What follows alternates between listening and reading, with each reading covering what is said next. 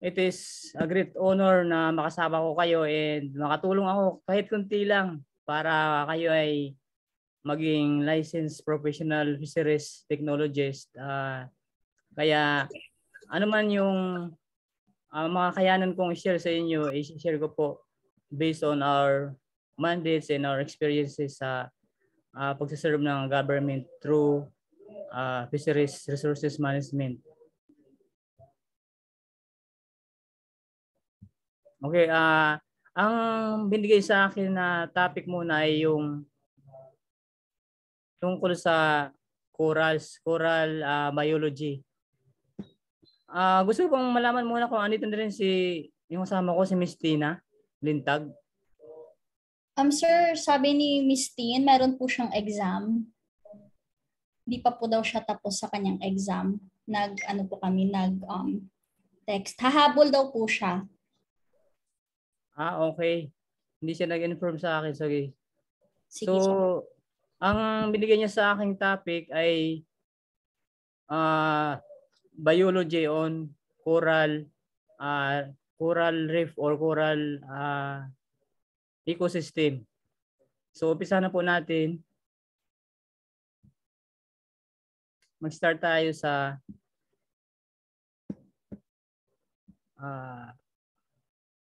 introduction ng coral reef.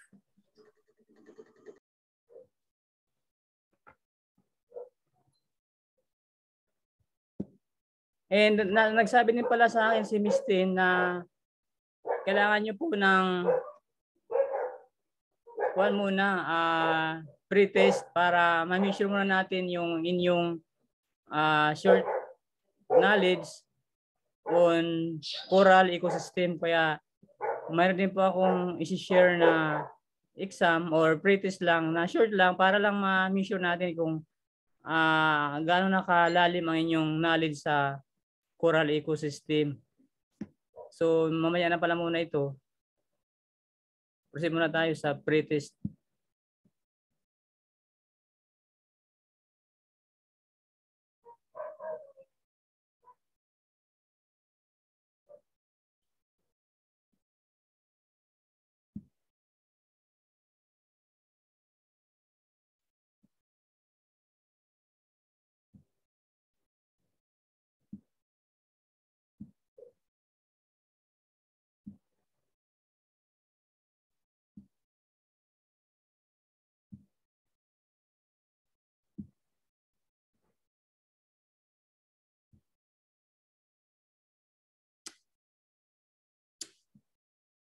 Okay po, please get ready.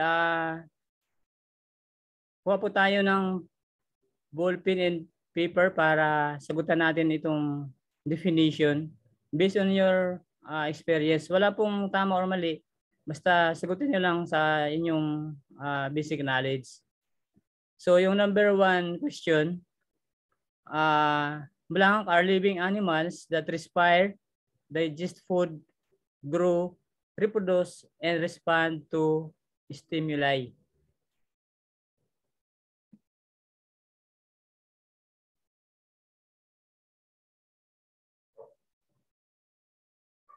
Okay na po? May sagot na? Thumbs up naman po yan. Students, you can answer or pwede po sila, sir, sa group, sa chat box po. Tapos sabihin ko po sa inyo yung sagot.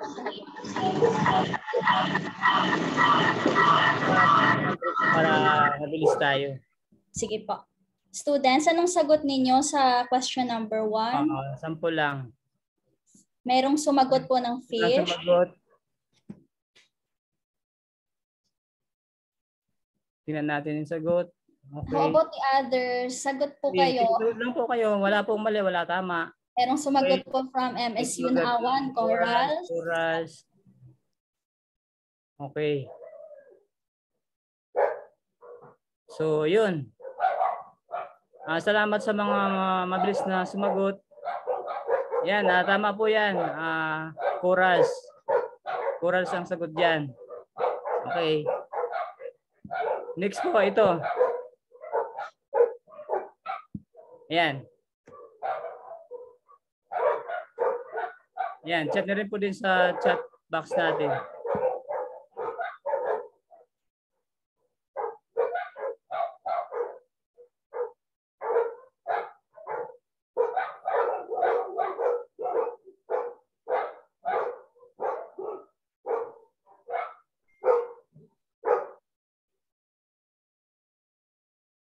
Number 2 question. Okay. Okay. Yan, may sagot na. Yan, very good.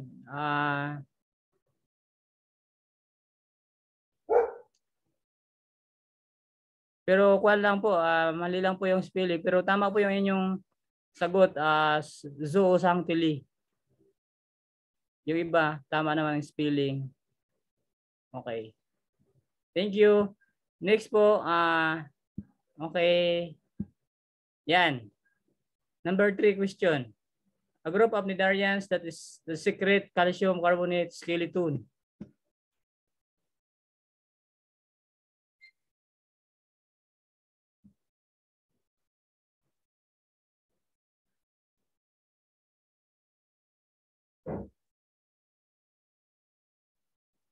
Students, recall your knowledge. Pwede po tayong sumagot based on your, sabi ni sir, walang tama or maling sagot. Tama, mali. Oh. Sinusugot lang natin yung background. You can guess po. Yes.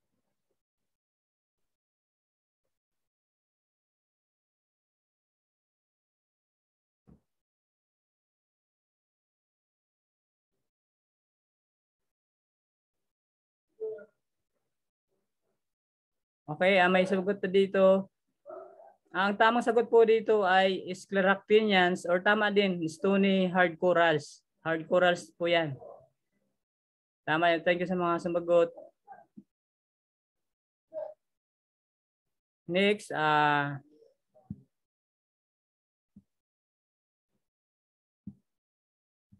yan naman, number 4 question. Blank is a symbiotic algae with present in the polyp tissue. And sagutan niyo rin po yung number 5, without symbiotic algae present in the polyp tissue. Yung sagot nyo ay ilagay nyo lang kung number 4 anong sagot o number 5 anong sagot.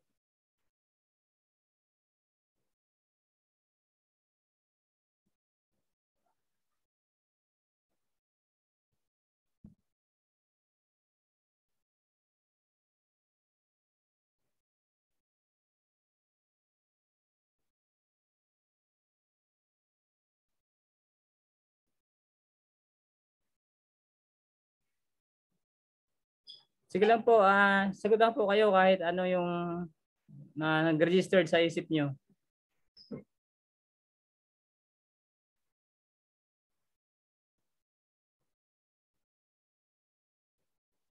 Okay, wala. Number 4, project algae, okay. Okay.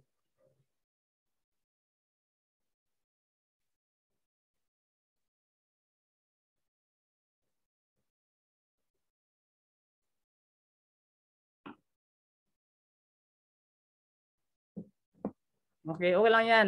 Nice try ang 4 and 5. Sige, ang sagot po dyan ay hermatypic. Itong number 4, hermatypic type of coral. Itong number 5 ay ahermatypic, yung hindi, walang susang tili yung kanilang tissue. So, yun, nice try. So, number 6, sige, i-type nyo lang po yung mga sagot. Depende sa inyong basic knowledge. Number 6, ano po yan? Kuha lang po ito, warm up lang para ma-recall natin yung ating basic knowledge sa coral.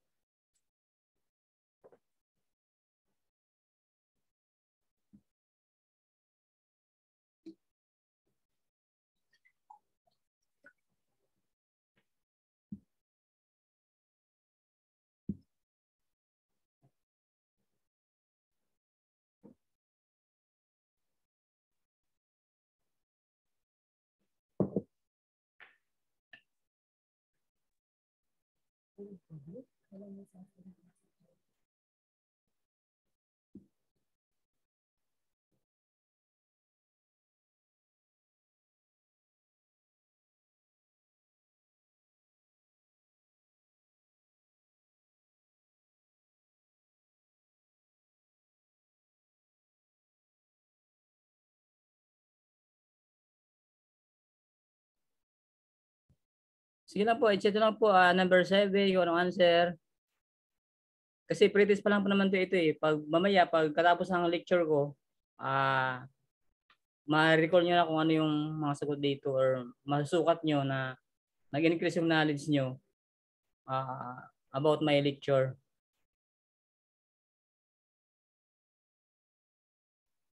Sir, can they proceed po sa pag-answer hanggang number 13 or i-ano po ninyo muna yung number 6? Ay, i-review na yung answer, ma'am? Okay, opo. Number 6 po. May mga sagot na po sila sa number 6. Number 6 ay coralite. Coralite po ang sagot dyan. Tama. Tama sila. Ayun, may mga galing na. Coralite. Yung number 7 po.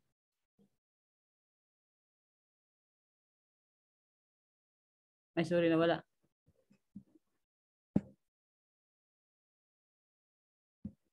Yan. Number 7. Septum, septocoste, septum. Malapit na.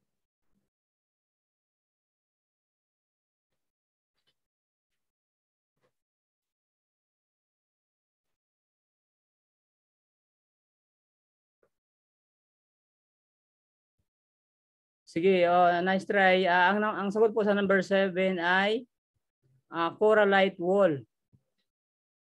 So, number 8 na po tayo. Number 8. Ayun, may bilis. May tama na. Poste. Tama po, number 8. Number 9.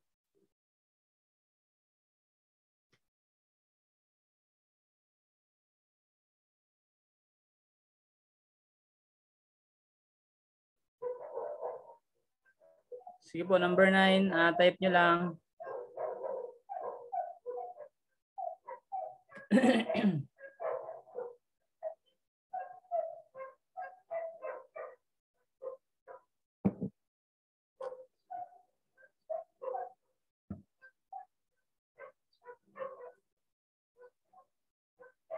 Type nyo lang po number 9.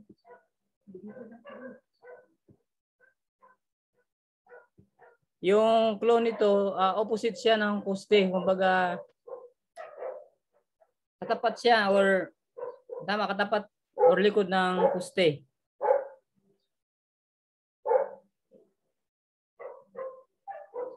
Sige, para mabilis tayo. Number 9 po ay, ang sagot ay septa.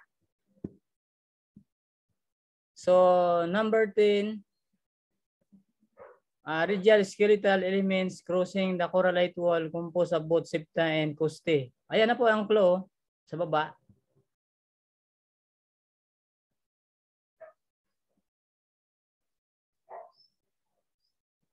Magdagtuin na lang to. Sige, para mabilis tayo. Septa costae po ang answer dyan. Tumawa pa. Sige, number 11. Hirap po sila, sir. Parang ano. Wala po yan kasi warm up lang yan. Wala namang pong tama or mali. Yung mga nakasagot ng tama, ibig sabihin, medyo malalim na ang kanilang knowledge sa coral ecosystem. So, number 11, skeletal structure.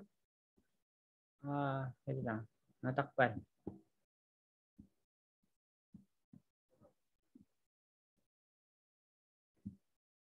At the center of the corallites. Sige, sagot lang po kayo. Number 11, septa, cildam. Ayun, may tama si Juwas Malanay. Columilla. Very good. Number 12, vertical skeletal structures at the inner end of the septa that surrounds the Columella.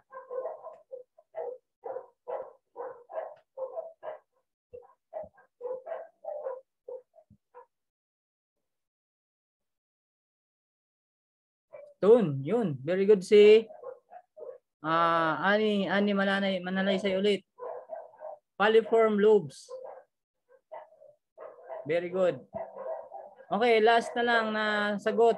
The horizontal species between corallites.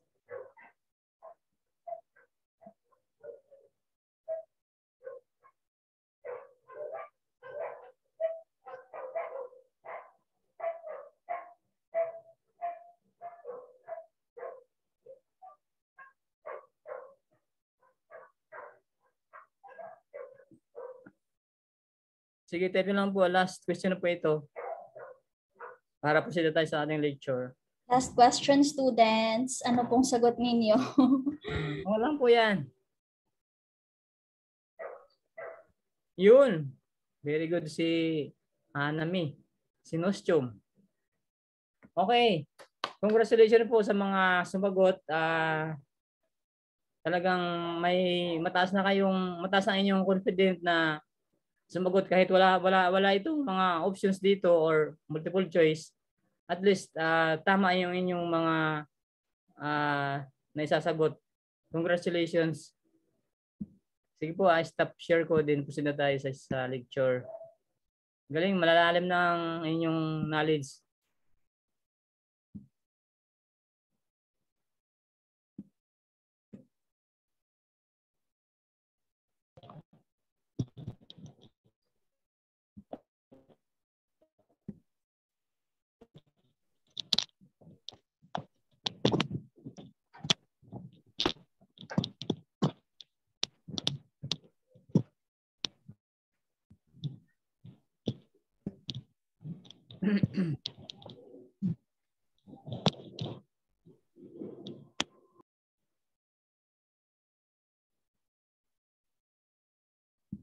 Naka-stop na share na ba ako, ma'am? Yes po, sir. Okay. Naka-stop share na po. Opo. Thank you.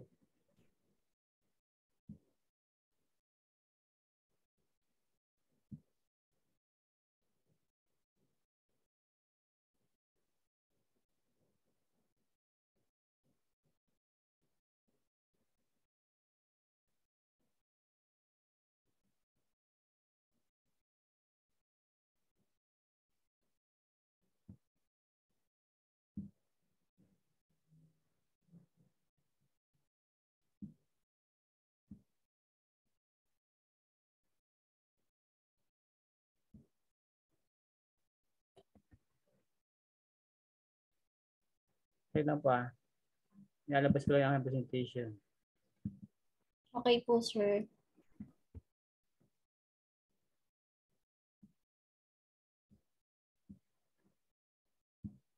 Okay.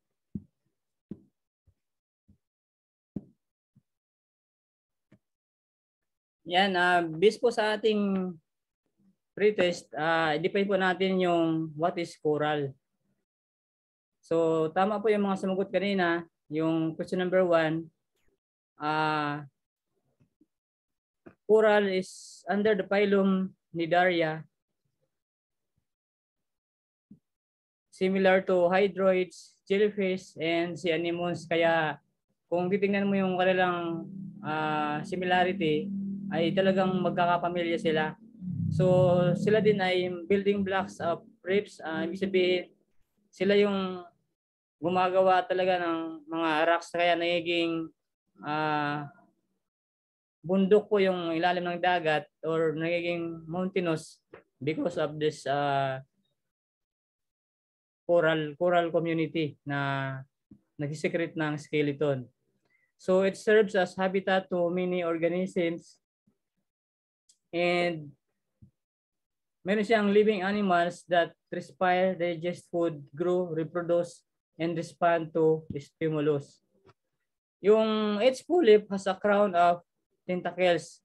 So yun yan, nabanggit natin kanina, yung zoosangtili, yun yung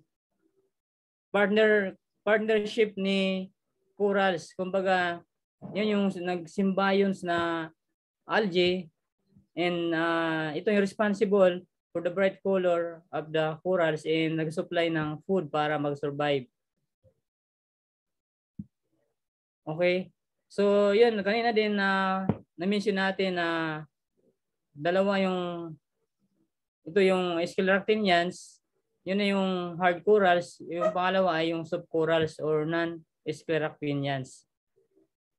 Yung scleractinians ay under siya ng Hexacoralia, reef builder, and unbranched tentacles. Kagaya nitong nasa screen natin, ito yung gorgonians. Ay hindi, goniopora na kaya siya gonio. And kung mayroon kayong knowledge sa albiopora, dalawang difference nila. Ang gonio ay 24 tentacles, ang albiopora ay 12. Yun yung ma-differentiate nyo. So, si subcorals naman, octocoralia siya kasi yung radial symmetry ng body niya ay 8. Kumbaga si hard corals 6. Din ang kanyang difference naman sa tentacles ni hard coral ay nagbabranch siya. Ito 8 branches saka may another branch.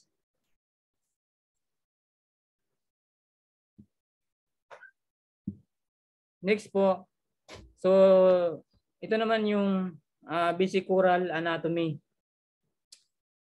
Si corals, kilala siya na calcium carbonate. Nag-secrete siya ng calcium carbonate. Kaya siya nakakapag-build ng skeleton. Tapos ito yung kanyang structure kapag naka-retract yung polyp. Ayan. Tapos yun naman yung naka-extend yung kanyang polyps. Ayan. Okay. So, dito makikita natin sa screen na ito yung sa right side, ito yung kanyang skeleton. Ayan, oh. So, yan din yung sinabi natin kanina na coralite, di ba? Naalala nyo, coralite. Yan po ang tawag dyan sa kanyang skeleton, coralite. Tapos, ito naman si polyp na mayroon soft tissue. Ayan. Ito na yung exam nyo kanina. So, si coralite, skeleton na pan-individual, polyp. And si coralite wall, yun yung vertical plates of the coralite radiating from the center. Yung costae, radial skeletal elements outside the coralite wall. And si septa naman, elements projecting from the coralite wall. Paki-mute po muna para hindi tayo na-distract. Thank you. Yan, yung pag nagdugtong naman yung coralite o yung costae sa septa, ang tawag sa kanila ay septocostae. Radial skeletal elements crossing the coralite wall composed of both septa and costae. And si columella, skeletal structures at the center of the coralites. Then vertical skeletal structures at the inner end of the septa that surrounds the columella is called falciform lobes. And yung space between the horizontal ng dalawang coralites ay synostoum. Okay? Ayan, ito naman yung dalawang klase ng budding. Yung intratentacular budding ay kagaya itong picture na to na nag-fuse siya from single coralite, tapos nagsimula na siya mag-fuse, naging 2 individual coralite. Pag intratentacular naman, itong sa right side. Kumbaga mayroon siyang mother coralite, tapos mayroong maliit na musbong, and eventually magiging similar size na siya. Yun yung tatandaan natin. Minsan lumalabas to sa exam. Yung pinaka-basic lang na description ay tatandaan lang natin. Okay? So, mayroon tayong iba-ibang klase ng corallite formation. Una, si flucoid. Si flucoid, mayroon siyang sariling wall between corallites. Kagaya nitong picture, mayroon siyang sariling wall. Medyo malayang distance. Ngayon naman, si spheroid, one wall between corallites. Kumbaga, nag-share sila ng wall. Di ba? Ito si corallite, tapos may wall siya dito, may wall siya dito. So, ma-differentiate agad natin yung flucoid saka spheroid based on this picture. Ngayon naman, si meandroid, nag-form siya ng ridges. Ito, no? May mga ridges siya. Tapos, valley. And si pachyloid naman, para siyang si flucoid na nagkuhan lang siya, nag-high rise. Di ba? Ito, from flucoid, nagtumaas siya. Kaya siya naging pachyloid.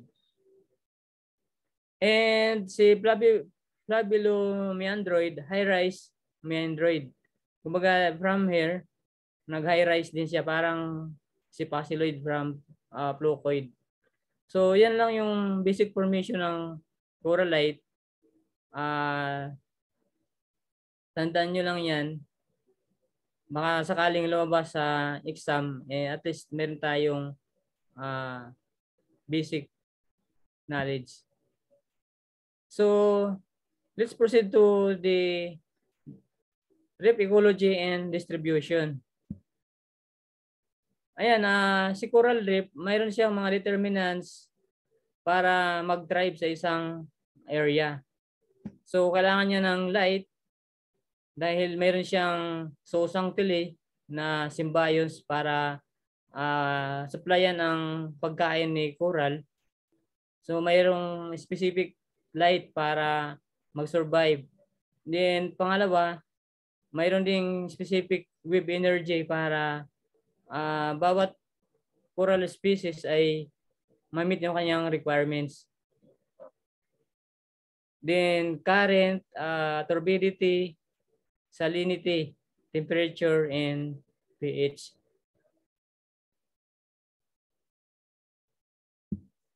Ayan, ito yung reef zonation natin, no? Mayroon tatlong part ang ating coral reef. Una ay yung reef flat. Ang reef flat ay may high light, high turbidity, high temperature, and low wave energy. So, ang mga nag-thrive dito na coral form ay mostly branching, solitary or yung mushroom coral, and massive. Yung reef crest naman, high light, high turbidity, high temperature, and high wave energy. And yung mostly na nag-thrive dito na corals ay yung massive and encrusting. Yung pinaka high production naman ng coral reef ay ang reef slope. And ang reef slope ay may low light, low temperature, and low wave energy, and low turbidity kasi medyo malalim na siya. Ang mostly na nag-thrive dito ay table, branching, and foliose.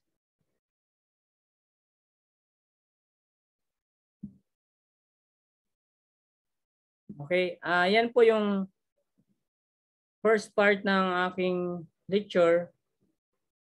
Itong presentation na to, in-acknowledge ko po yung mga gumawa nito sila Doc Alikwanan kasi nakapag-train kami sa kanila. And may approval naman sila na gamitin natin to basta makakatulong sa lahat ng constituent ng or stakeholders ng fisheries. Basta nakakatulong, so allowed tayong gumamit ng PowerPoint. Sir, may I ask po, can we ask for a copy ng presentation niyo po? Or if hindi po, pwede kasi copyrighted po siya, baka meron po kayong other resources that you can share with us. Opo ma'am, marami tayong references. I-share namin po ito sa inyo. Meron kaming email ad na sa inyo, di ba? Nag-email po ako sa inyo. Yes So, po, sir. i-share po natin ito sa inyo. Okay. Thank you so much po. Ngayon po, kung meron po kayong mga questions, willing po akong sumagot. And meron pa po akong presentation na i-share kung gusto niyo pa rin. Yes po, sir. Very well appreciated po. Need po namin ng maraming knowledge kasi aquatic eco, need po talaga namin siyang maintindihan, especially sa mga students po. Kasi ang broad po niya, dami pong topics na dapat i-discuss. So I think students, if you have questions, huwag kayong mahiya. Siguro po sir, all they need for now is the resources kasi parang ang dami nilang need na i-recall na mga terms. Kasi aquatic eco is all about din sa mga terms and then biology of these species. Opo. So meron pa po kayo sir na isang ipe-present. Opo, meron pa po. Proceed tayo sa isa pang presentation. Kung wala kayong question, may I proceed na? Yes po, sir. Thank you po. Thank you.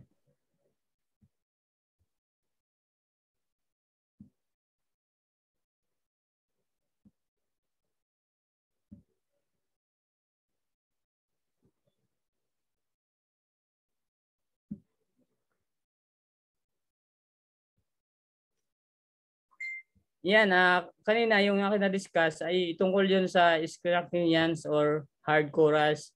Ngayon naman, let's proceed to non-Scleractinian corals or subcorals. So ito yung mga non-Scleractinians, yung blue coral or Heliopora, fire coral or Mellifera, organ pipe coral and tubipora. Itong organ pipe coral, madalas ito lumabas sa exam kaya tandaan din po natin. So, ang non-Scleractinians ay I'm sorry, hindi pa po yata. Naka-open na po ba yung presentation ninyo? Parang ano pa lang po, folder pa lang po yata yung andito po. Yung naka-project. Opo. Sorry po.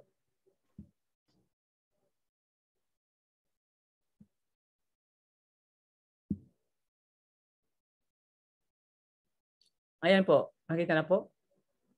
Yes po, sir. Opo. So, balikan ko po yung first part ng slide. Tapos baka pwede pong ma-full screen po, sir. Opo. Okay.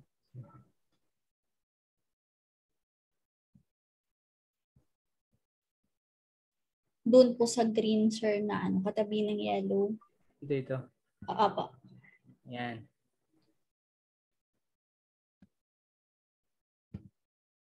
Yan po yung non-Scleractinians, blue coral, Heliopora, fire coral, Mellifera, and organ pipe coral or tubipora. So, same din po siya sa hard coral na nagproduce ng skeleton or reef builders din siya. Pero hindi siya masyadong kagaya ng hard coral na massive yung kanyang pag-produce ng skeleton. And similar din, they occupies space like hard corals. And ito po yung mga pictures nila na mga sumusunod. So, blue coral is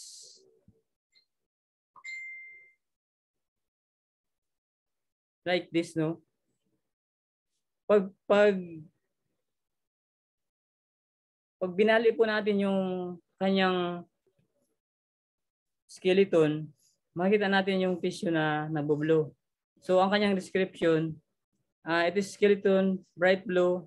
When living, it looks brown because of the covering of living tissue. Polyps are minute, usually giving slightly pure appearance, comes in many shape, bushy, foliose, and submassive encrusting. So yan po yung mga sample forms, submassive, foliose, and encrusting.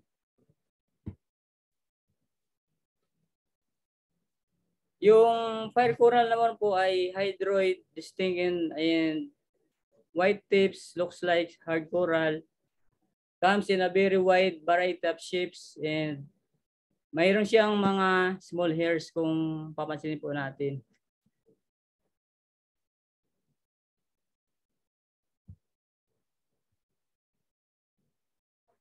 Ayan naman si Tubipura.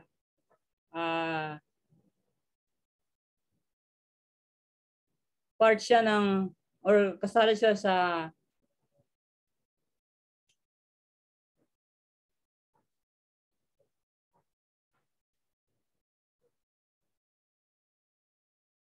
annex ng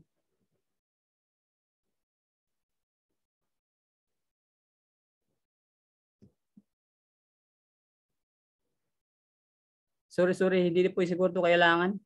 Naubos ang oras natin. Sir, it's okay po.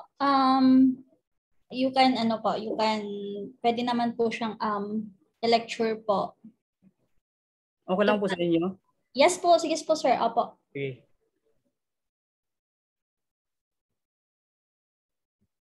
Ayan, organ-pipe corals has tentacles that are similar to soap corals.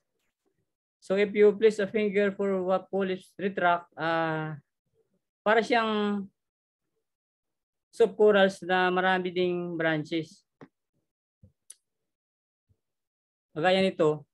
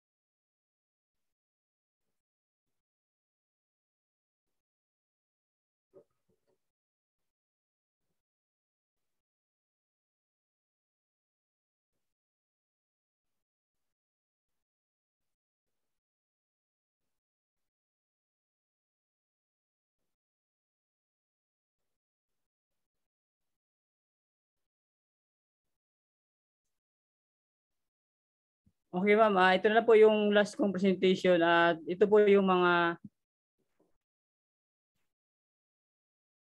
threatened and endangered species.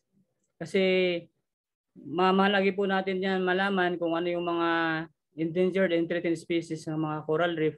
And kung sakaling lumabas, mayroon po tayong may sasagot. So yung threatened species is based on the International Union for Conservation Nature or IUCN. Bali, pag sinabi siyang threatened, meron siyang categories. Data deficient, less concern, near threatened, vulnerable, endangered, and critically endangered or extinct. Pag AIDS naman siya, evolutionarily distinct and globally endangered.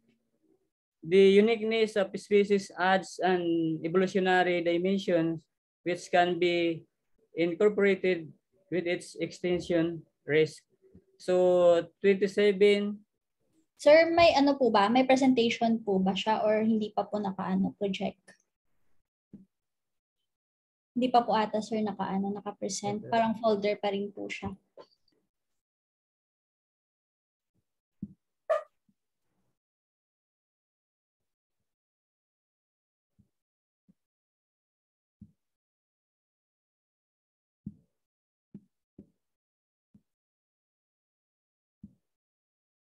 Yan ma'am, nakita na po. Yes po sir, tapos pa full screen na lang po sa sa green.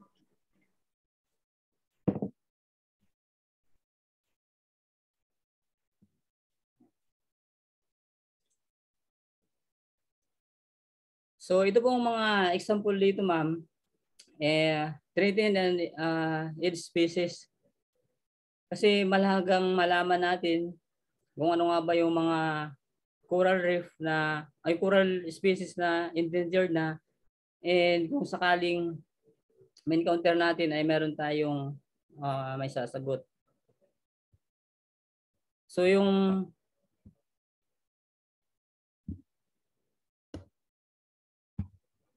ayan, yung threatened, based on the International Union for Conservation Nature or IUCN criteria that assess all factors to determine the likelihood of extinction.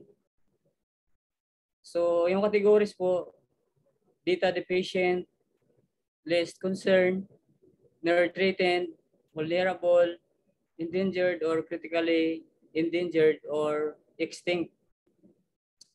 Yung evolutionarily distinct and globally endangered, it is the uniqueness of species adds and evolutionary dimensions which can be incorporated with its extinction risk. So out of 40, 27 are in the Philippines.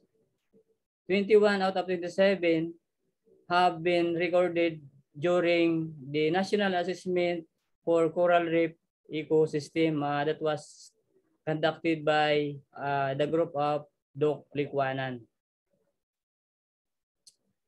So, isa sa mga endangered na ng coral species ay ang Anacropora spinosa. So, para siyang Acropora pero mas maninipis yung kanyang branching. Kagaya nitong nakita niyo sa picture. Kumbaga sa kahoy, masyado siyang masanga. Yan po ay endangered na rin. Malapit na siyang mawala kung hindi natin alagaan. So, yung description ng Anacropora spinosa ay elongate yung kanyang coralites, very exert or crowded, irregular, not strongly tapered coralite is within 0.5 to 0.9 millimeter.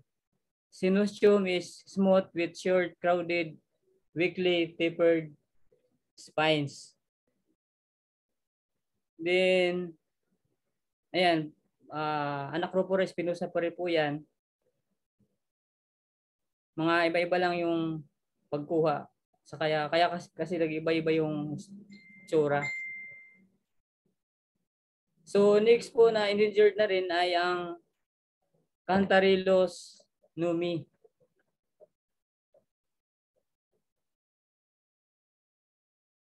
Para siyang mushroom coral pero depende based doon sa form ng coralites niya, nagkuhan siya sa flavilomeandroid, yung medyo nag-form ng bali sa naka high rise. And mostly solitary po ito and colonial. Yung kanyang description, cup shape when fully developed with wavy margins, contorted coralites.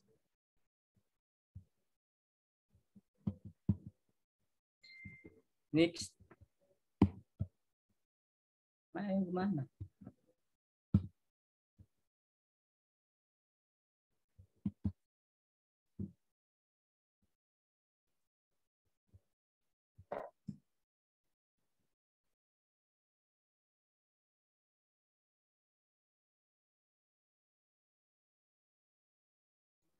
Ayaw po bang mag-next, sir? Sa baba po yata ng ng PDF, meron po diyang arrow, hindi lang po siya talaga kita, medyo hidden po siya. Tapos yung bar po sa tawag dito.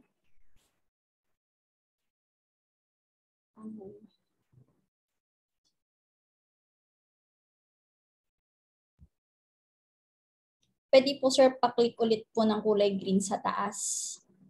para hindi na lang po siya full screen. Okay, okay. Yan po kasi yung yung awa. Okay, naghahang. Sige, yan na lang. Okay. Ayan po. Okay. So yan, Cantarillos pa rin po yan.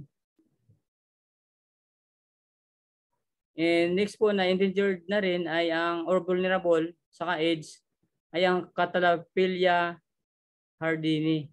So mostly massive, dome-shaped or hemispherical in form.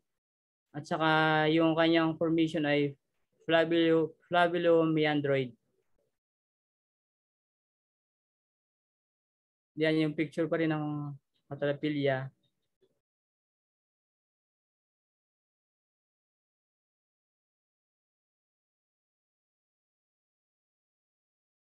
So according kay Doc Licuanan, yung kanyang distribution in the Philippines,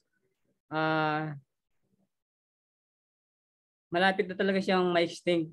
And kunting share lang po ng experience, nag-dive po ako sa West Philippine Sea. Wala din po kaming nakita doon na Catalepelia. Mga 9 islands po ang na-dive namin doon. So hindi na siya mostly nakikita. And marami na rin kaming na-dive all over the Philippines.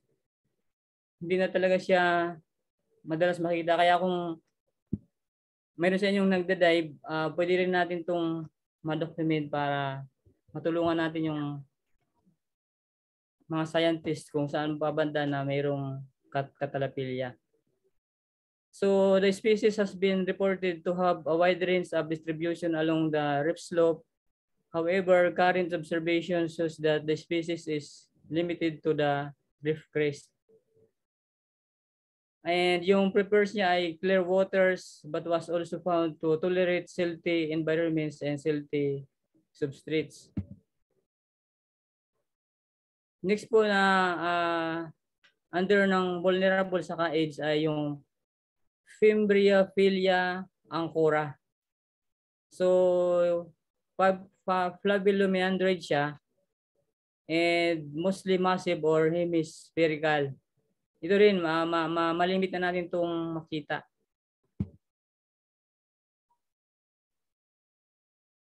Ayan yung medyo close up ang pag-picture. Bali yung kulay nito, nagdedepende siya talaga sa lalim, sa temperature. Kaya yung symbiose niya ay nag-a-adjust din kaya naapektuhan yung kulay.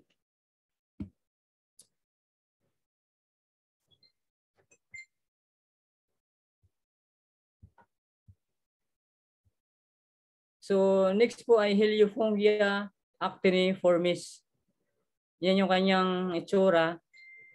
Circular to oval in shape. Coralia may be flat or slightly arched.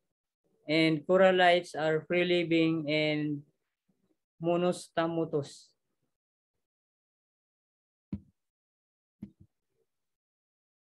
Yan, Heliofungia pa rin yan.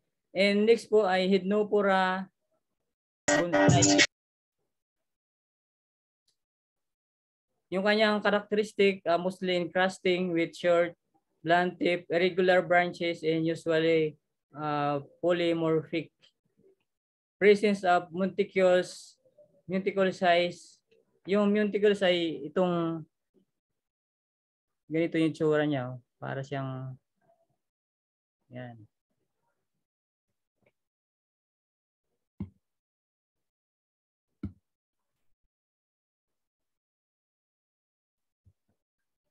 And next po ay Lobophilia serratus. Under siya ng AIDS saka endangered na rin. Mostly massive and hemispherical, colony size large, commonly over 2 meter across. So malalaki talaga siya. And yung kanyang formation ay fascioloid to flavilomeandroid. So next po ay Micromusa and multi-punctata. Ando siya ng AIDS saka vulnerable. Corallium characteristic, massive, encrusting, flocoid. Yung body niya ay intratentacular, thick and fleshy mantles, and falciform lobes are weakly developed. Next ay Paramontastria salibrosa, aged and vulnerable. So, same pa rin, massive encrusting flocoid, crowded and protruding, creating a rough appearance. Kagaya ng picture na yan sa right side. Circular and closely compacted. May face different directions. Falciform crowns are well developed.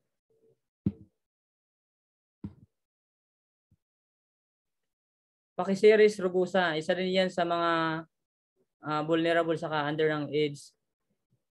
Small colonies are encrusting with flat edge forming unifacial plates. Kumbaga one side lang siya, unifacial. Large colonies are thick, upright, usually contorted ridges or columns, anastomosing bifacial plates. Next is Pictinia maxima. So, ayan, laminar consists of vertical laminae up to 60 meter high. cm high, sorry. Coralites are star-shaped, widely spaced, and irregularly distributed.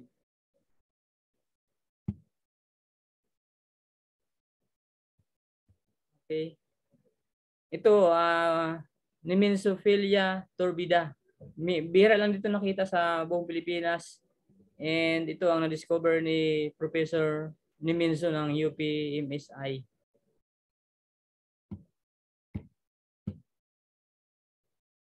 Next is Plerogyra discos. Yun yung kanyang itsura. Flavilomeandroid, saka mostly massive.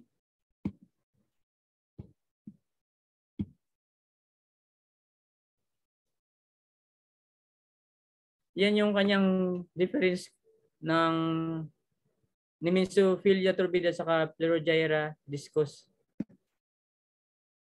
So, yung Nemensophilia turbida, columella in the form of plate, kaya nito.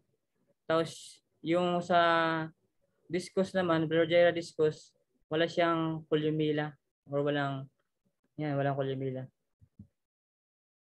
Next is Physogyra lichtensteini. Edge din saka vulnerable, meandroid saka massive and hemispherical.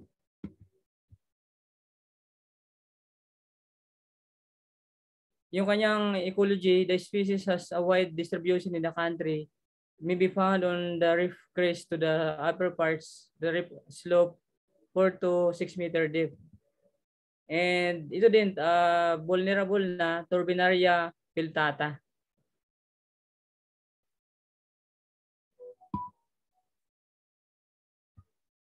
Turbinaria patula. Color pale brown, green, or gray. Nasa inshore reefs, similar to piltata.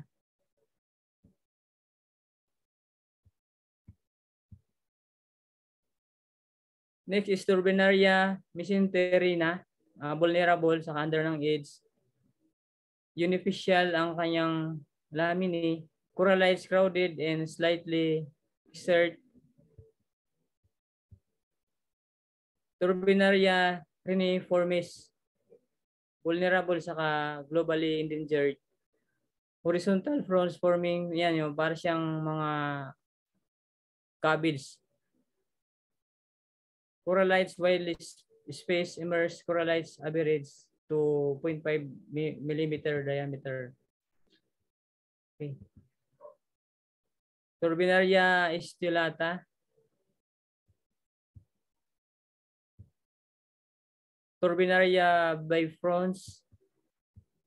Anyway, sindaman natin itong presentation para ma-review na lang din kung ano yung mga list of endangered or vulnerable coral species in the Philippines or all over the world. So, yan po ang aking presentation. Baka mayroon po kayong mga tanong. Sir, thank you so much po. Really appreciated po kasi magpo-provide po kayo sa amin ng resources. And kasi po yung ano din namin is parang with permission din po from BFAR na pwede po namin i-share sa mga students yung mga resources. Kasi most of the resources ngayon na from previous files, may mga restrictions po kasi hindi po namin ma-access. Kaya we are really grateful na ipo-provide niyo po kami ng mga resources from BFAR. So questions, students? Baka meron kayong gustong i-clarify. So kasi I don't know if some universities, they are allowing na yung mga malalapit po sa dagat, those who are conducting field trips. Kasi naalala ko when I was still a student, sa klase namin about aquatic eco, we have the opportunity to go to islands and then pwede kaming sumisid. And then we have done coral mapping, ayun, may bit-bit kaming GPS.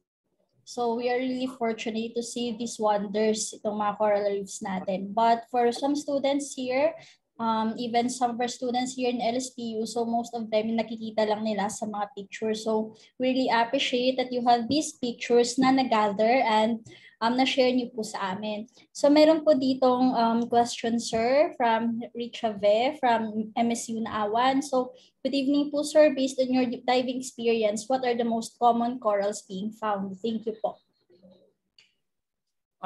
Thank you sa question, no. Ang pinaka most common talaga ay yung mga coral species ng Porites. Kumbaga, 'di ba ngayon sa panahon natin, ang daming factors para masira yung mga corals, 'di ba? Binabalita kung ano-ano. Pollution sa coastal communities. Kaya ngayon, ang pinaka-most common na lang na makikita natin ay mga Porites. Mga massive siya na maliliit lang yung coralites. And siya lang kasi yung pinaka resilient na nag-thrive sa mga polluted base area. I hope nasagot ko po yung tanong, ma'am. Ayun, so yun po kasi hindi na tayo updated, hindi po tayo nakakalabas. So ayun po yung pinaka-common. So tandaan po natin to and magbasa-basa din po tayo ng mga recent. Remember po, di ba, nag-post si Doc Wesley Del Rosario, if you have seen from the Board of Fisheries na Facebook page, very challenging ngayon yung board exam. Yes. So ayun po. Sir, baka meron po kayong may share sa amin sa mga students. Baka meron po kayong naririnig dyan ng mga bali-balita regarding sa parang magiging content. Baka meron lang po from BFAR Central Office. Hindi po ako sure kung ano talaga ang lalabas ngayon kasi nga dahil sa pandemic, no. Saka bago din yung mga board ng fisheries. So hindi ko ma-sure kung ano pa talagang maaring lumabas, pero yun nga, tama po kayo, dapat current event kung ano po yung nangyayari sa fisheries ngayon, kagaya ng pag-approve ng 10 kilometers, 10.1 kilometers ng commercial fishing, baka lumabas yun. And yung mostly sa West Philippine Sea, kung ano yung current event doon, ano ang nangyayari sa West Philippine Sea, ano yung current policy. Actually, mahirap po talaga ma-measure kung anong coverage ng exam. Kaya maganda po yung ginawa na maaga kayong nag-start na mag-review kasi hindi natin alam kung ano ang content ng exam. And kunting sharing na lang din. Bali, ang review po natin talaga, itong ginagawa nyo ay 10% lang po ito. ang pinaka sureball ka na napapasa ka ay yung inyo pong stock knowledge from first year to fourth year. Kaya sa inyong vacant time, continue to read, continue to study, and ang pag-exam din po ay hindi lang evaluation ng ating isip, kundi evaluation ng ating faith. Diba? Tayo ay, kung tayo nananampalataya na kaya natin to, bago tayo magbasa, I suggest, I recommend na magdasal muna tayo para hindi mo makalimutan yung mga binasa mo. Dahil pagdating talaga dun, mababalangko ka eh. Mas magandang balikan mo yung stock knowledge mo, i-enhance mo yon, then samahan mo ng dasal and yung current event na nangyayari. So, ako din po, hindi ako nag-review nung one pa ako as student.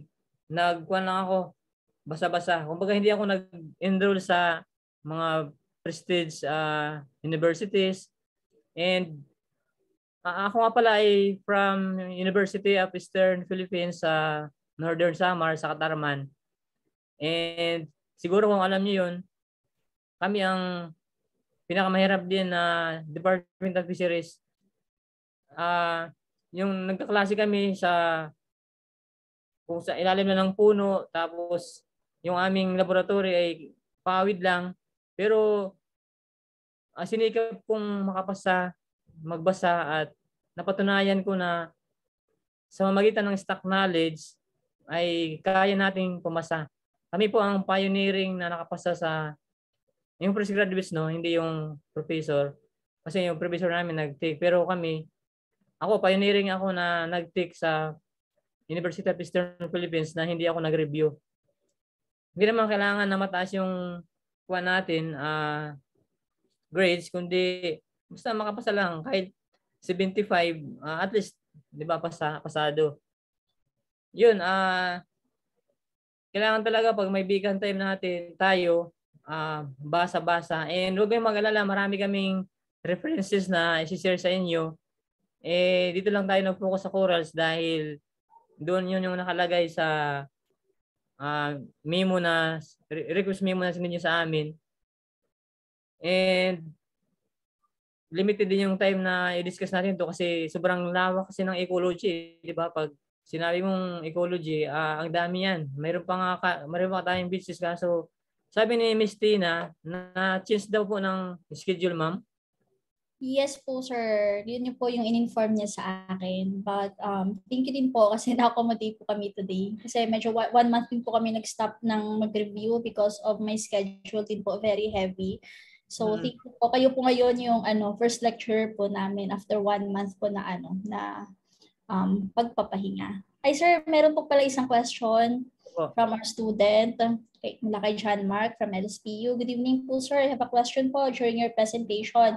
You have noticed the slide talking about the tentacles in and out of one of the corals. My question po is, what is the purpose of that function of their tentacles? Yes po, parang meron po kanang in and out. So, curious po yung student if what is the purpose. Okay, very good question, John Mark.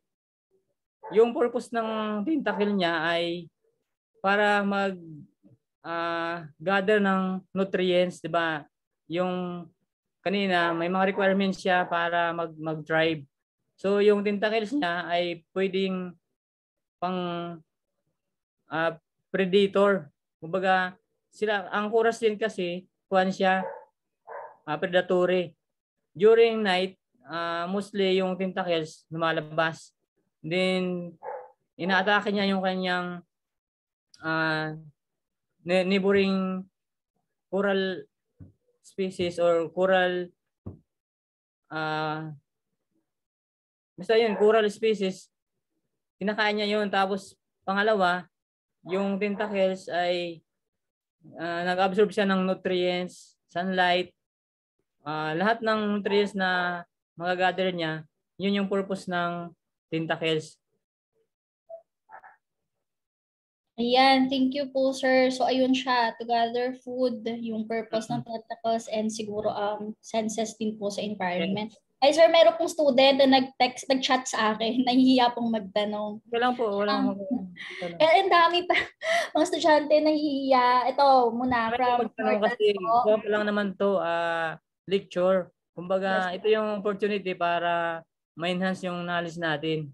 Okay po. So yung tanong po ng student, how do they adapt to their surroundings considering that 27 out of 40 in the Philippines is endangered na po? Yun,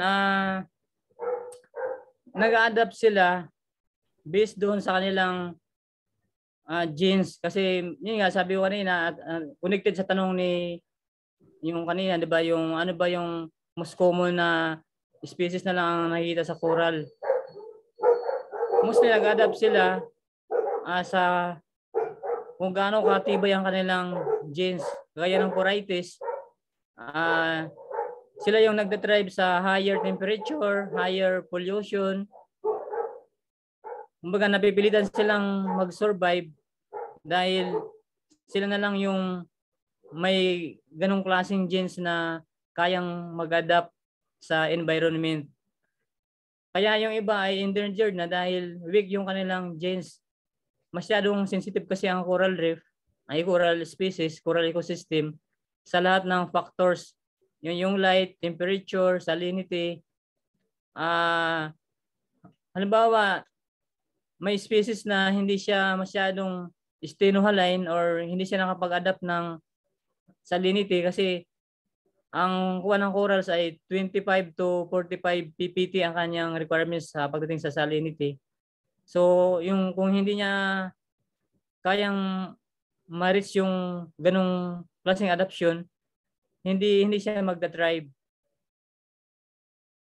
Ayun. So, thank you po, sir. Actually, subject ko to ngayon sa genetic diversity sa mga MS students. If a species is being threatened na, for example, they are forced, yung tama yung sabi ni sir, they are forced to survive. And then, corals naman, based on studies ngayon, they have high genetic diversity. So, they can really adapt to their environment kasi mataas din naman yung kanilang gene pool. Sorry, medyo malalim pa to sa mga some of our students ngayon na hindi pa nag-genetics. But, conservation talaga, yan nga yung purpose. Bakit gusto ninyong maging fisheries technologists, diba? It's because you want to help the fisheries industry. Kaya yon, conservation. Talaga yung pinakakailangan. Hindi lang pwede na forever na mag-adapt lang din si coral reef sa ganitong changing climate, changing environment, and with the addition of human, pakikialam ng mga humans, destruction ng humans. So, there are efforts that are being done by BFAR, tama po ba ako, sir, in order to preserve this coral reef ecosystem. Ang dami nilang efforts na ginagawa. Po. Actually, kailangan din namin ng tulong ninyo, mga student or any stakeholders, kasi sa ngayon, we are overpowered by development, di ba? Para sa inyong kaalaman, nasa 124 reclamation projects na ang in-apply sa PRA or Philippine Reclamation Authority. Ngayon, kung hindi natin to pipigilan, ay talagang maubos yung ating critical habitats, yung ecosystem or coral, seagrass, and mangrove. So, kailangan po ng maraming busis para ma-conserve natin, di ba? Protect what is left, di ba? Kung ano yung meron pa tayo sa inyong coastal communities, kung anong meron pa dyan, bless kayo dahil meron kayong ecosystem pa. Yung iba, wala na dahil tinambakan. So, let's conserve what was left by other factors ng nakaraan. Yes po. Thank you po, sir. So, conservation talaga. Conservation talaga. Central din siya klasa, central topic din siya for aquatic eco about conservation. Ay sir, meron pong question ulit yung student ko. Meron pa tayong topic next time, yung conservation sa coral habitat. Yes po.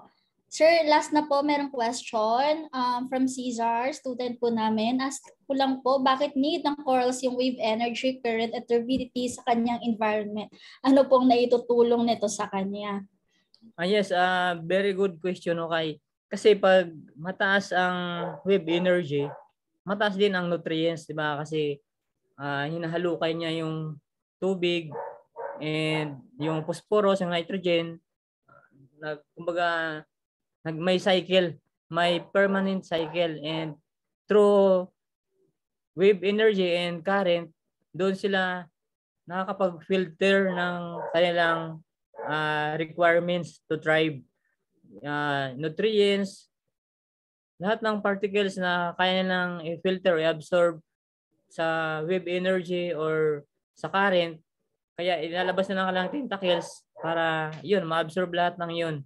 Kaya mas maraming diversity doon sa high wave energy.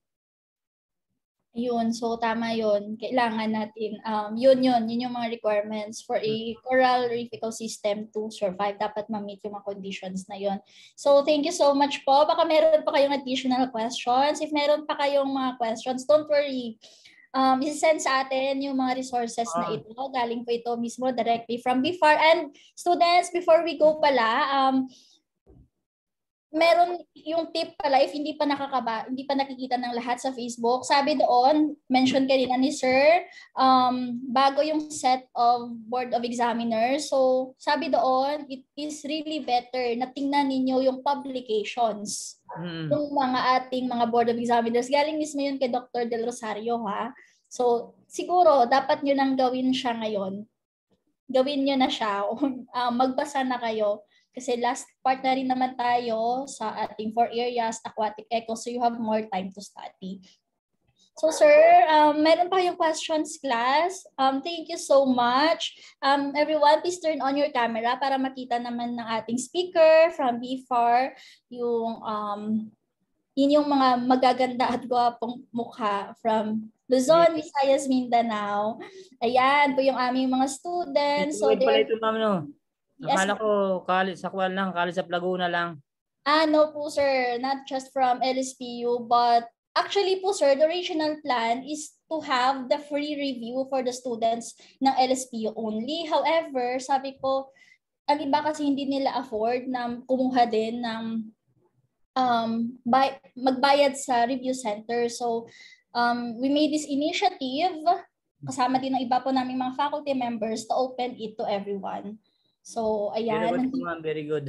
So, and kasi hindi po namin kaya ng aming manpower, you ask for the help of BFAR, and we are happy that you have accepted our invitation. So, sir, yung certificate po, isi-send ko na lang po sa inyo. Pasensya po, di pa po napipirmahan ng aming... okay lang po yan, ma'am. Mayroon pa naman tayo next Saturday.